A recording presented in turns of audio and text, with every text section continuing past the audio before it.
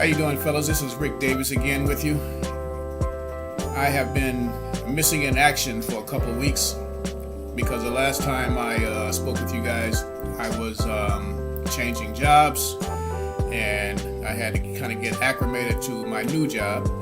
So that I've done that now, and all my hours and everything are set, and I got my schedule set up the way I want. So now I'm back, and hopefully you guys are doing well, man, and you had a pretty good day, a pretty good week, pretty good last week. Hope all you men of God that are married, your wives had a fantastic Mother's Day. My wife certainly did, and my mom as well, and my sisters, and all the other females that are in my family, as well as yours. So hopefully they had a really good Mother's Day. Wanted to just kind of break the ice a little bit.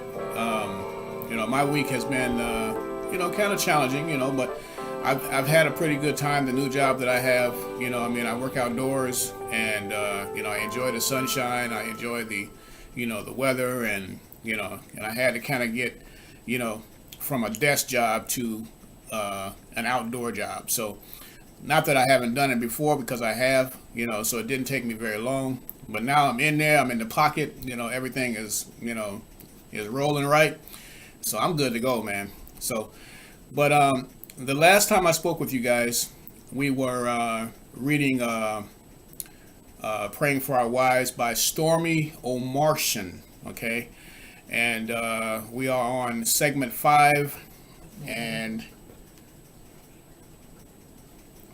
the name of the book is A Book of Prayers for Couples. And I repeat, and that's by Stormie Omartian, okay? And we were starting segment 5, and the name of this one is called Her Moods. Oh, y'all familiar with that one, huh? Okay. All right, me too. All right, because she does have a lot of moods, okay? And a lot of mood swings. I'm sure your wife does too, but I've been married for 17 years, and I'm kind of getting used to them right now. I kind of know how to react to the different moods. So, but this is something that we should be praying for as well. And it goes on to read this way. Lord, I pray for my wife and ask that you would calm her spirit, soothe her soul, and give her peace today. Drown out the voice of the enemy who seeks to entrap her with lies. Help her to take every thought captive so she is not led astray. 2 Corinthians 2:5. Where there is error in her thinking, I pray you would reveal it to her and set her back on course. Help her to hear your voice only. Fill her afresh with your Holy Spirit and wash away anything in her that is not of you. All right? Now, the scripture reference comes from Psalms 85:8. And it says, I will hear what the Lord will speak, for he will speak peace to his people and his saints. Okay, and that's Psalms 85:8. Okay. Praying for our wives' moods. Y'all have that? I mean, y'all have to face any situations where where you're dealing with your wife's moods, and and how often does it happen, and and how do you react to it? I mean, as far as I'm concerned, the way I act to it is it depends on what the mood is. If she's sad about something, if it's involving family, and it may be a family member, And the best thing you can do is best thing you can do in a situation like that is just be a shoulder for her to cry on, and a sounding board. You want to be able to just listen.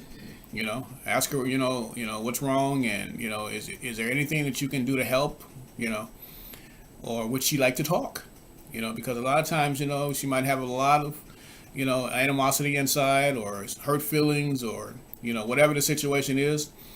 And talking helps, and you just want to make sure that you know lend an ear and listen, man, and give her positive feedback. You know, I mean, sometimes my wife have situations that come up with family members and or children. I mean, and I do too. And sometimes we have to get together and just kind of sit down and talk and kind of figure this thing out and see how we're gonna handle the situation. So when your wife has a particular mood, that she's going through, I mean, a lot of times it might be a mood where she just wants to be left alone.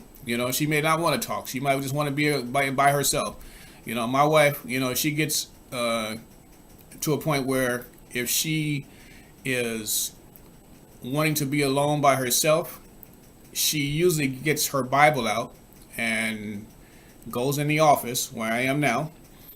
And she may close the door, she may not, but that's her quiet time. She'll come in here and, she'll pray or she'll read or she'll study, and I won't bother her, because I know, when those different, moods hit, and I have to kind of know what to do, when there's different situations that's going on. So you have the one where, there may be family members, she's heard about something, she might have had a bad day at work, she might have been having to deal with a coworker or, or manager or something of that nature, it may be just that she just needs some me time.